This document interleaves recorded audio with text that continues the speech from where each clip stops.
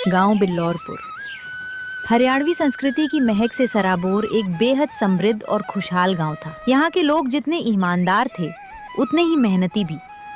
सुबह होते ही सब अपने खेतों की तरफ निकल जाते और कड़ी मेहनत से अपने परिवार का पालन पोषण करते। इसी गांव के एक कोने में एक छोटा सा घर था जिसमें विजय और उसकी बूढ़ी माँ रहते थे। घर की माली हालत ठीक नहीं थी। एक दिन माँ ने विजय को पास बुलाकर चिंता भरे स्वर में कहा, विजय बेटा, देख, ना तो अपने पास खुद की कोई खेती बाड़ी है और ना ही घर में इतने पैसे बचे हैं कि आगे का खर्च चल सके। मेरी मान तो तू गांव के जमींदार के खेतों में काम करने चला जा। कम से कम 2 वक्त की रोटी का जुगाड़ तो हो जाएगा। देखो माँ, मैं तुमसे पहले भी कह चुका हूँ और आज फिर साफ साफ कह रहा हूँ, मैं उस घमंडी जमींदार के खेत पर गुलामी करने बिल्कुल नहीं जाऊंगा, मतलब नहीं जाऊंगा। तो फिर क्या करेगा बेटा तू? घर का चूल्हा कैसे जलेगा? माँ, मैंने एक रास्ता निकाला है। मैं पड़ोस के गांव में हरिया काका के पास जा रहा हूँ। उनके पास एक पुराना ठेला है जिसे वो बेचना चाहते हैं। मैं उनसे मिलकर वो ठेला खरीद लूंगा और अपना खुद का काम शुरू करूंगा। पर बेटे, ठेला खरीदने के लिए पैसे कहाँ से आएंगे? हमारे पास तो फूटी कौड़ी भी नहीं है। पैसे की चिंता मत करो माँ, मैंने अपने जिगरी दोस्त मक्खन से बात की थी। वो बहुत ही भला और समझदार लड़का है। जब मैंने उसे अपनी मजबूरी बताई तो उसने तुरंत हंसते हंसते मुझे पैसे उधार दे दिए। मक्खन सच में बहुत नेक लड़का है। तो फिर बेटा, अब देर मत कर, तुरंत घर से निकल और सीधे हरिया काका के घर जा। ठेला खरीद कर जल्दी वापस आ। भगवान तेरा भला करे। माँ का आशीर्वाद लेकर विजय के पैरों में जैसे पंख लग गए। वो तेज कदमों से चलता हुआ सीधे हरिया काका के गांव पहुंचा और उनके घर के बाहर खड़े होकर पूरे जोश के साथ आवाज लगाने लगा, ओ काका, रे हरिया काका, अरे घर से बाहर निकलो काका, देखो कौन आया है। आवाज सुनकर हरिया काका तुरंत घर से बाहर आए। विजय को देखकर उन्होंने उसे पहचाना और बोले, अरे बेटा विजय, तुम तो हमारे दिवंगत भाई बिरजू के बेटे हो ना? हाँ काका, मैं उन्हीं का लड़का हूँ। बेटा, बिरजू बहुत ही भला आदमी था। अभी गुजरे हुए उसे 15 दिन भी नहीं हुए, लेकिन उसकी याद हर पल आती है। खैर बेटा, बताओ आज यहाँ कैसे आना हुआ? काका, इस समय हम बहुत बड़ी मुसीबत में हैं। मुझे पता चला था कि आप अपना पुराना ठेला बेच रहे हैं, इसलिए मैं उसे ही खरीदने आया हूँ। हाँ विजय बेटा, बात तो तुम्हारी सही है। मेरा मन तो इस ठेले को बेचने का बिल्कुल नहीं था, लेकिन अब मेरी इन बूढ़ी हड्डियों में इतनी जान नहीं रही कि मैं इसे चला सकूं। लाचारी में बेचना पड़ रहा है। खैर, आओ घर के अंदर आओ, फिर आराम से बात करते हैं। दोनों घर के भीतर जाते हैं। हरिया काका विजय को अपने पास बैठाते हैं और उसे एक बेहतरीन व्यापारिक आइडिया देते हैं। देख बेटा, मेरी एक बात गांठ बांध ले। तू इस ठेले पर मटन चावल बेचना शुरू कर। आजकल लोग इसे बहुत चाव से खाते हैं। विचार तो बढ़िया है काका, लेकिन क्या मेरे हाथों से बने मटन चावल में वो बड़े बड़े ढाबों जैसा स्वाद आ पाएगा? लोग पसंद करेंगे क्या? अरे क्यों नहीं बनेगा बेटा, मैं तुझे अपने खानदानी और सीक्रेट मसाले की पोटली दूंगा। जब मटन चावल तैयार हो जाए तो बस एक चुटकी ये मसाला उसमें डाल देना। फिर देखना, पूरे गांव के लोग खुशबू सूंघते ही खींचे चले आएंगे। ऐसा लाजवाब स्वाद उन्हें कहीं और नहीं मिलेगा। विजय खुश हो गया। उसने सम्मान के साथ काका को पैसे दिए। वो जादुई सीक्रेट मसाला और ठेला लेकर खुशी खुशी अपने घर लौट आया। घर आते ही वो बिना वक्त गवाए सीधे रसोई में घुस गया और धड़ाधड़ मटन चावल बनाने की तैयारी में जुट गया। कुछ ही देर में जब गर्मा गर्म लजीज मटन चावल बनकर तैयार हो गए तो उसने गांव के मुहाने पर एक बेहतरीन जगह देखकर अपना ठेला लगा दिया। अभी ठेला लगे कुछ ही मिनट हुए थे कि उसकी अद्भुत खुशबू पूरे गांव की हवाओं में तैरने लगी। महक इतनी लाजवाब थी कि लोग अपनी भूख रोक नहीं पाए। सबसे पहले पड़ोस की 2 औरतें खुशबू का पीछा करते हुए ठेले पर आ पहुंची।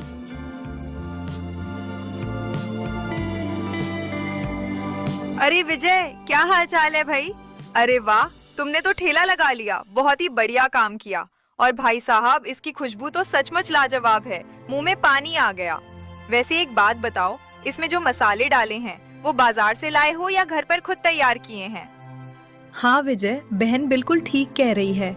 मटन चावल तो हम सब भी अपने घरों में बनाती हैं, अच्छे अच्छे मसाले भी डालती हैं, लेकिन ऐसी बेहतरीन महक तो कभी नहीं आती। सच सच बता, ये मसाले कहीं बाहर से विशेष रूप से बनवाए हैं क्या? अरे चाची, ये मसाले मैं खुद तैयार करता हूँ, लेकिन ये मेरा बिजनेस सीक्रेट है, इसे मैं किसी को नहीं बता सकता।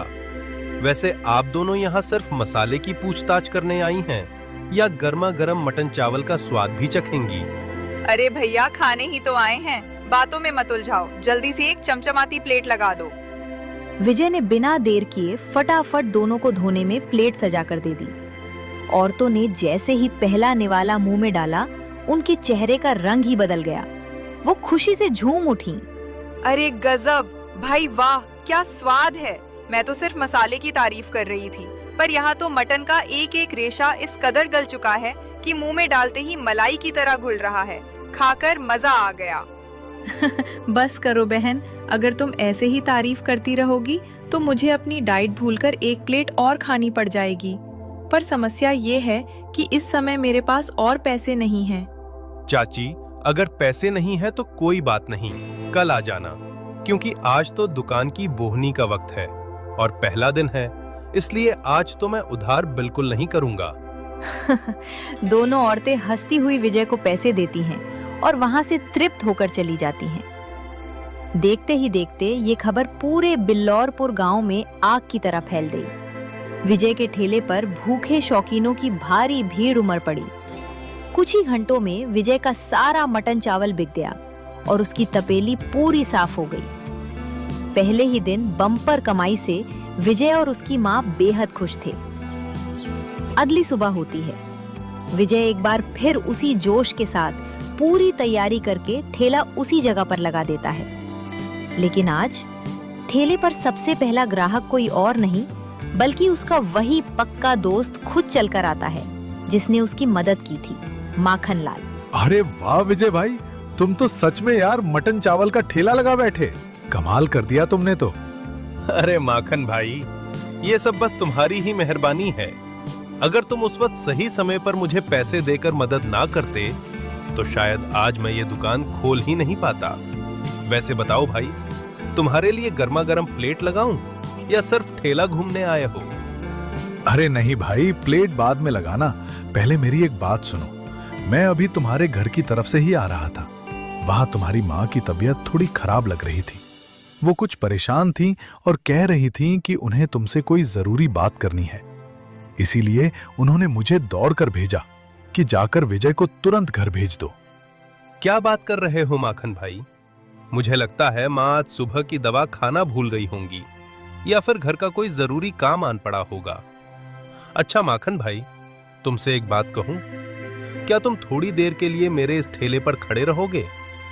अरे भाई, मैं तो खड़ा हो जाऊंगा, पर मुझे बेचना वेचना कहाँ आता है। लोग आएंगे तो मैं कैसे संभालूंगा? अरे करना कुछ नहीं है भाई, बस जो भी ग्राहक आए उसे प्यार से भरपेट मटन चावल की प्लेट लगा देना। बोर्ड पर लिखा ही है 10 रुपए प्लेट भरपेट भोजन। मैं बस माँ को देखकर पलक झपकते ही वापस आता हूँ। चलो ठीक है भाई, तुम बिना किसी फिक्र के जाओ, तुरंत जाओ और माँ को देखकर आओ। विजय माखनलाल को ठेला सौंपकर तुरंत अपने घर की तरफ दौड़ पड़ता है। अब ठेले की पूरी कमान माखनलाल के हाथों में आ चुकी थी। अभी माखनलाल को खड़े हुए थोड़ी ही देर हुई थी कि मटन चावल की महक के दीवाने ग्राहकों की ताबड़तोड़ एंट्री होने लगी। माखनलाल फुर्ती से सबके लिए प्लेट लगाने लगा। देखते ही देखते जब सारे ग्राहक खा पीकर चले गए और गल्ला नोटों से भरने लगा, तब माखनलाल के सीधे साधे मन में धीरे धीरे लालच का सांप रेंगने लगा। यार, विजय तो सिर्फ 10 रुपए प्लेट में इतना बेहतरीन मटन और चावल बेच रहा है। कमाई तो बहुत तगड़ी है। अगर मैं किसी भी तरह कुछ भी तिकड़म मिलाकर इसका ये ठेला हड़प लूं, तो मैं तो रातों रात अमीर बन जाऊंगा। हाँ, कोई ना कोई रास्ता तो निकालना ही पड़ेगा। माखनलाल अभी लालच के ख्यालों में डूबा ही था कि तभी अचानक एक परदेसी जोड़ा उसकी दुकान के सामने आकर रुकता है। मटन की खुशबू से दोनों का बुरा हाल था। अरे भाई साहब, क्या लाजवाब खुशबू है यार आपके मटन चावल की। इसकी महक इतनी दूर तक आ रही थी कि मैं रास्ते में रुक नहीं पाया और लोगों से पूछते पूछते सीधे आपके ठेले तक चला आया। हाँ भैया, ये बिल्कुल सच कह रहे हैं। हम दोनों बहुत दूर से यात्रा करके आ रहे थे। रास्ते में जैसे ही आपके मटन चावल की ये जादुई खुशबू हमारे पास पहुंची, हम तो बस इसके पीछे पीछे खिंचे चले आए और आखिरकार आपकी दुकान ढूंढ ही ली। अरे कोई बात नहीं बहन जी और भैया जी, आपका स्वागत है। तो फिर देर किस बात की, आप दोनों के लिए प्लेट लगाऊं? भाई साहब, एक बात पूछनी थी। आपके इस ठेले मेरे एक दिन है। मैं अपने सभी खास रिश्तेदारों और मेहमानों को यही मटन चावल खिलाना चाहता हूँ। तो क्या आप कल हमारे लिए कम से कम 50 प्लेट मटन चावल बनाकर पैक कर देंगे? अरे साहब, ऑर्डर तो बहुत बड़ा है और सब बन भी जाएगा, पर बात यह है कि हम ठेर गरीब मजदूर लोग 50 प्लेट के लिए मटन, चावल और मसाले एडवांस में खरीदने पड़ेंगे, जिसके लिए हमारे पास अभी पैसे नहीं हैं। अगर आप थोड़ा एडवांस दे देते तो सारा सामान आ जाता और काम पक्का हो जाता।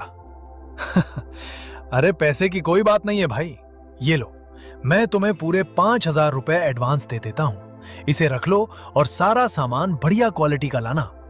कल सुबह ठीक 10 बजे मैं गाड़ी लेकर आऊंगा।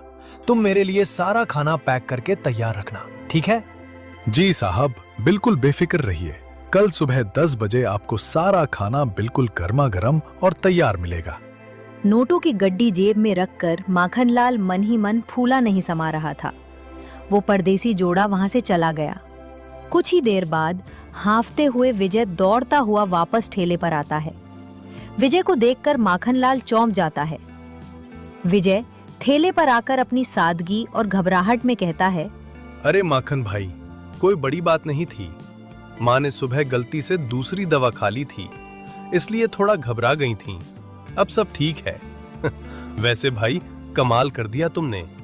मेरी गैर मौजूदगी में तुमने तो पतीले का आधे से ज्यादा मटन चावल बेचकर खत्म कर दिया। हाँ भाई, बस कभी कोई ग्राहक आ जाता है तो उसे थोड़ा ज्यादा भी देना पड़ता है और किसी को कम भी। ये लो अपने आज के पैसे। अब मैं चलता हूँ, मुझे घर पर कुछ जरूरी काम है। चलो ठीक है माखन भाई, बहुत बहुत धन्यवाद तुम्हारा। जाओ, तुम अपना काम देख लो। माखनलाल वहां से चला जाता है। विजय काफी देर तक नए ग्राहकों का इंतजार करता है, लेकिन शाम होने पर जब कोई नहीं आता तो वो दुकान बढ़ाकर अपने घर लौट जाता है। अगली सुबह होती है। विजय एक बार फिर तड़के सुबह उठकर किचन में धड़ाधड़ स्वाद का जादू बिखेरता है और लजीज मटन चावल तैयार करके ठीक उसी जगह अपना ठेला लगा देता है। अभी ठेला लगाए कुछ ही देर हुई थी कि कल वाला परदेसी जोड़ा बड़े उत्साह में वहां आ धमकता है। अरे भाई साहब, नमस्कार। हमारा पार्सल पैक तो है ना? कल बात हुई थी आपसे। पार्सल? कौन सा पार्सल भाई साहब? मुझे तो कुछ समझ नहीं आ रहा। अरे वही पार्सल जिसके लिए कल मैं 5,000 रुपए एडवांस देकर गया था। क्या आपके दुकान के मालिक ने आपको इस बारे में कुछ नहीं बताया? मालिक? अरे भाई साहब, इस ठेले का असली मालिक तो मैं ही हूं। अच्छा, कल जो यहाँ खड़ा था वो मेरा दोस्त माखनलाल था। क्या आपने पैसे उसको दिए थे? हाँ भाई, कल जो यहाँ लड़का था, हमने उसी को पूरे 5,000 रुपए एडवांस दिए थे 50 प्लेट मटन चावल के लिए। 5,000 रुपए का नाम सुनते ही विजय के पैरों तले जमीन खिसक गई। वो समझ गया कि उसके सबसे पक्के दोस्त ने उसके साथ बहुत बड़ा धोखा किया है। विजय उस परदेसी जोड़े को लेकर तुरंत माखनलाल के घर की तरफ निकल पड़ता है। माखनलाल उस वक्त अपने घर पर ही मौजूद था। जैसे ही विजय और परदेसी बाबू वहां पहुंचते हैं, परदेसी बाबू गुस्से में लाल पील होकर माखनलाल को डांटने धमकाने लगते हैं। तुरंत डर के मारे वो सारे पैसे दे देता है और फिर विजय गुस्सा होकर अपने ठेले पर चला जाता है। सीख कभी भी दोस्ती में बेईमानी न करे। धन्यवाद।